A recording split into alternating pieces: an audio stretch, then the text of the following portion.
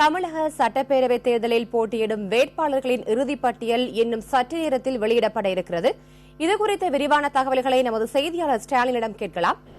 ஸ்டாலின், தற்போதைய நிலவரப்படி எத்தனை வேட்புமனுக்கள் வாபஸ் பெறப்பட்டிருக்குது? எத்தனை மணிக்கு இறுதி வேட்பாளர் பட்டியல் வெளியாக வாய்ப்பு இருக்கிறது? ரத்திகா, தமிழக சட்டமன்ற தேர்தலுக்கான இறுதி வேட்பாளர் பட்டியல் இன்னும் சற்று நேரத்தில் வெளியாக உள்ளது. முதலாவதாக சென்னை மாவட்டத்துக்குட்பட்ட 16 சட்டமன்ற தொகுதிகளுக்கான இறுதி வேட்பாளர் பட்டியல் சென்னை மாவட்ட நிர்வாகம் சார்பில் அதிகாரப்பூர்வமாக அறிவிக்கப்பட்டுள்ளது.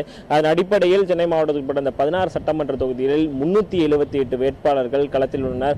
குறிப்பாக சென்னை ஆர்கே நகர், தமிழக முதல்வரும் அதிமுக பொதுச்செயலாளருமான ஜெயலலிதா போட்டியிடும் ஆர்கே நகர் தொகுதியில் அதிகபட்சமாக 45 வேட்பாளர்கள் களத்தில் உள்ளனர். அதே போல திமுக பொருளாளர் ஸ்டாலின் போட்டியிடும் கொளத்தூர் தொகுதியில் 24 பேர் வேட்பாளர்களாக அறிவிக்கப்பட்டுள்ளனர். குறிப்பாக சென்னை மாவட்டத்தை பொறுத்தவரை குறைந்தபட்சமாக வில்லிவாக்கம் தொகுதியில் 17 வேட்பாளர்கள் அறிவிக்கப்பட்டுள்ளனர்.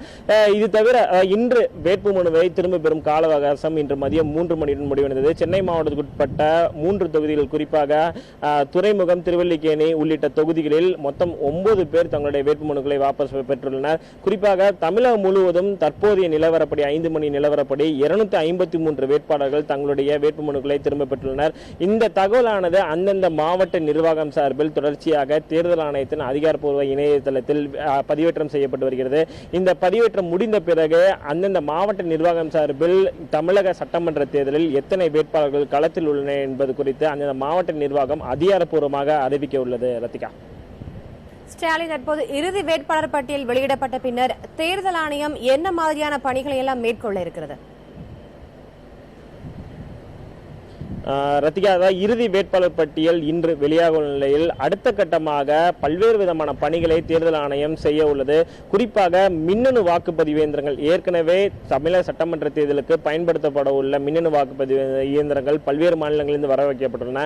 அந்த மின்னணு வாக்குப்பதிவு இயந்திரங்கள் அரசியல் கட்சிகளின் பிரதிநிதிகள் முன்னிலையில் அந்தந்த மாவட்ட நிர்வாகத்தின் சார்பில் ஆய்வு மேற்கொள்ள உள்ளனர். அதாவது சரியாக செயல்படுகிறதா என்பது குறித்து அந்த ஆய்வு பணியானது தொடங்க உள்ளது. தற்போது இந்த வேட்பாளர் பட்டியல் இறுதியானதுக்கு பிறகு அந்த பணியானது தொடங்கும்.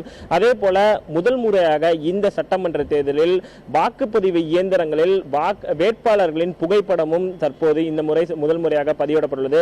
கடந்த தேர்தல்களை பார்த்தோம் என்றால் வேட்பாளரின் பெயர், அந்த கட்சியின் சின்னம் அல்லது சுயேட்சை போட்டியிட்டால் அந்த சுயேட்சை வேட்பாளரின் சின்னம் மட்டுமே இருக்கும். ஆனால் இந்த முறை தமிழக சட்டமன்ற தேர்தலில் முதல் முறையாக அந்த வேட்பாளரின் புகைப்படமும் முதல் முறையாக வாக்குப்பதிவு இயந்திரங்களில் பதிவு செய்யப்பட்டுள்ளது. இதை தவிர பல்வேறு விதமான அந்த வாக்குச்சாவடி மையங்கள் அமைப்பது உள்ளிட்ட பணிகளில் தேர்தல் ஆணையம் ஈடுபட்டுள்ளது. குறிப்பாக தமிழக சட்டமன்ற தேர்தலில் 66,001 வாக்குச்சாவடிகள் அமைக்கப்பட்டுள்ளது. இதை தவிர இந்த வாக்குப்பதிவு நாளன்று பல்வேறு விதமான ஏற்பாடுகளையும் தேர்தல் ஆணையம் செய்துள்ளது. ஆண்கள், பெண்கள், மாற்றுத்திறனாளிகள், வயதானவர்களுக்கு என தனியாக வரிசைகள் அமைக்கப்பட்டு வாக்குப்பதிவு நாளன்று அந்த விதமான ஏற்பாடுகள் செய்யப்பட உள்ளது. குறிப்பாக நடிகர்கள், முக்கிய பிரமுகர்களுக்கு என தனி வரிசை அமைக்கப்பட மாட்டாது என தேர்தல் ஆணையம் செய்துள்ளது. பாதுகாப்பு அச்சுறுத்தல் இருப்பவர்களுக்கு மட்டுமே முன்னுரிமை வழங்கப்படும் என்றும் தேர்தல் ஆணையம் தெரிவித்துள்ளது. மற்றவர்கள் முக்கிய பிரமுகர்களாக இருக்கும் பட்சத்தில் மக்களாக நின்றுதான், வரிசையில் நின்றுதான் வாக்குப்பதிவை செய்ய வேண்டும் என்றும் தேர்தல் ஆணையம் தெரிவித்துள்ளது.